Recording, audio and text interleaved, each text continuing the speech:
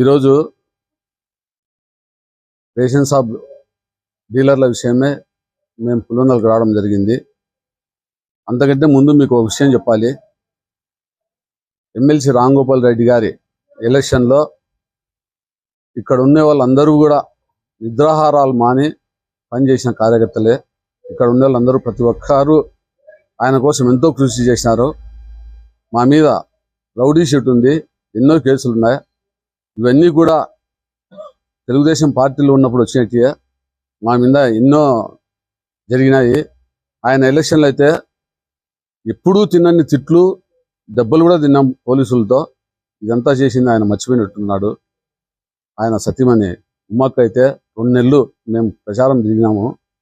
వేంపల్లెలో దాదాపు 1200 సభ్యత్వాలు మేమే చేయించాం. పార్టీ ఆఫీస్ తరఫున 1200 సభ్యత్వాలు చేయించాం. కానీ ఆయన వాళ్ళ 2 నెలలు తిరిగితే మేము సుమోలు బండ్లు పెట్టుకొని, బాడీ బండ్లు పెట్టుకొని మండలంలో తిరిగినాం. ఈరోజు ప్రమాణం చేసి చెప్తున్నా, ఎప్పుడు కూడా వాళ్ళ దగ్గర ఒక టీ నీళ్ళకు ₹1 కూడా మేము లెక్కలు తీసుకోలేదు. ఆయన కోసం అంత హార్ట్ఫుల్గా పనిచేసాం. ఈరోజు ఉమ్మక్క తెలుగుదేశంలో ఏదో ప్రజాస్వామ్యం కూని అయిందని చెప్తాంది. ఆమె పెద్ద పెద్ద మాటలు మాట్లాడింది. కానీ నేను అంత లోతుకు వెళ్ళదలుచుకోలేదు. ప్రజాస్వామ్యం పులివెందులో ఎలా కూని అయింది కూడా ఆమె కూడా తెలుసు. ఇకపోతే అక్కడ దౌర్జన్యం చేసినందుకు 11 సీట్లలో ఉన్నారు. ప్రజాస్వామ్యాన్ని కూని చేస్తున్నారని చెప్పి అక్క అంటుంది. ఈరోజు మీకు అందరికీ ఒకటి చెప్తున్నా, మేము ఈరోజు కూడా కష్టపడిన కార్యకర్తలు ఎవరు అంటే వాళ్ళ కోసం వాళ్ళకి నచ్చజెప్పుకుందామని మేము వచ్చినాము. రామ్ గోపాల్ గారి ఎలక్షన్లో అక్క చెప్పినట్టు ఈ అబ్బాయి ఈయన ఉన్నింటే మేము పూర్తిగా రాజకీయాల నుంచి తప్పుకుంటాం. ఇతను తెలుగుదేశంలో రామ్ గోపాల్ గారి ఎలక్షన్లో పనిచేసినాడంటే అయినా, లేదు బీటెక్ రవి గారి ఎలక్షన్లో పనిచేసినాడంటే మేము శాశ్వతంగా ఇక్కడ ఉండే వాళ్ళందరం రాజకీయాలు మానుకొని మా సొంత పనులు చేసుకుంటాం. ఎందుకంటే ఇతనుకి పార్టీకి సంబంధం లేదు. ఈరోజు అతన్ని వెంటేసుకొని అక్క ఏదేదో మాట్లాడుతుంది. కానీ మేము అక్క అన్న గౌరవమే, రామ్ గోపాల్ గారు అన్న కూడా గౌరవమే.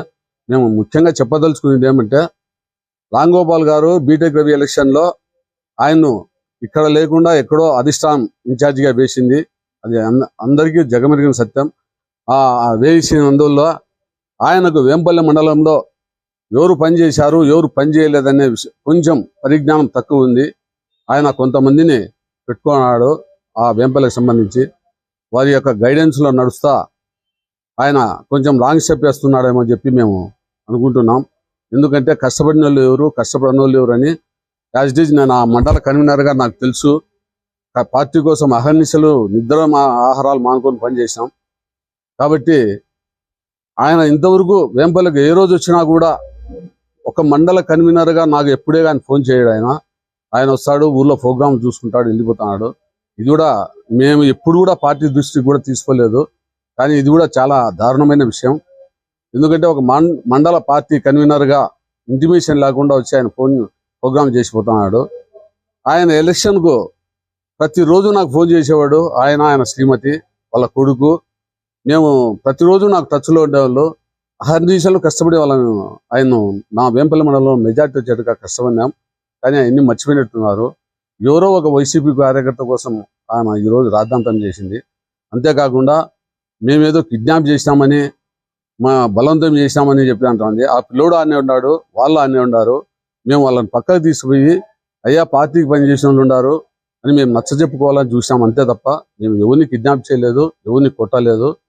ఆ అక్క ఏదో అతన్ని తీసుకుపోయి అదే పనిగా కంప్లైంట్ చేయించడం చాలా దారుణం.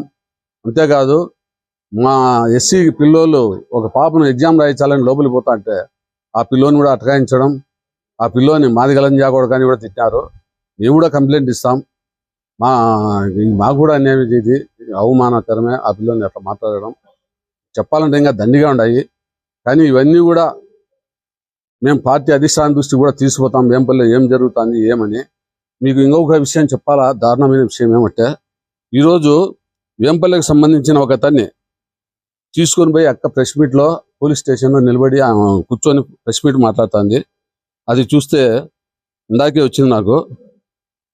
వేంపల్లికి సంబంధించిన ఒక వ్యక్తి ప్రజలకు 10 కోట్ల నుంచి 20 కోట్ల రూపాయలు పైసలు ఎగ్గొట్టి ఏం చేసుకుంటారో చేసుకోపండి అని పార్టీకి పూర్తి డ్యామేజ్ చేస్తా ఉంటే ఆ వ్యక్తి నేను రామ్ గోపాల్ మనిషిని అని చెప్పి ఊళ్ళో తిరుగుతున్నాడు. అతనికి ఏ చిన్న సమస్య, అతని మీద ఇంత ఎత్తు కేసులు ఉన్నాయి పోలీస్ స్టేషన్లో, ఏ చిన్న సమస్య వచ్చినా రామ్ గోపాల్ గారు ఫోన్ చేస్తున్నారు. అది పార్టీకి డ్యామేజ్ కాదా అని నేను అడుగుతున్నా. కాబట్టి బాగా చూడండి, నిజాయితీగా పార్టీకి ఎవరు పనిచేస్తున్నారో వాళ్ళకి న్యాయం చేయండి. అంతేగాని అలాంటి చౌకబార్ల వ్యక్తులను వెంటేసుకొని తిరిగి పార్టీ పరువు తీస్తున్నారు.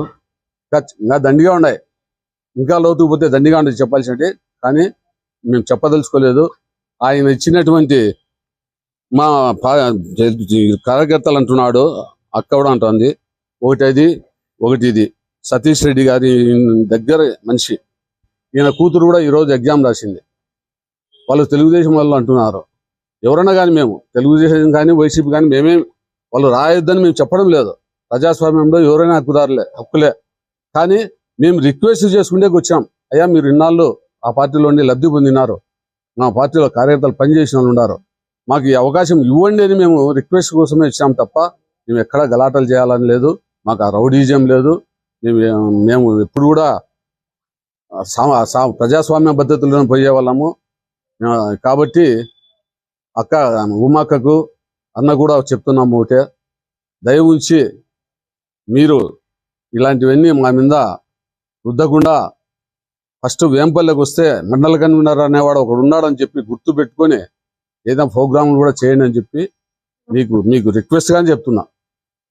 నమస్తే.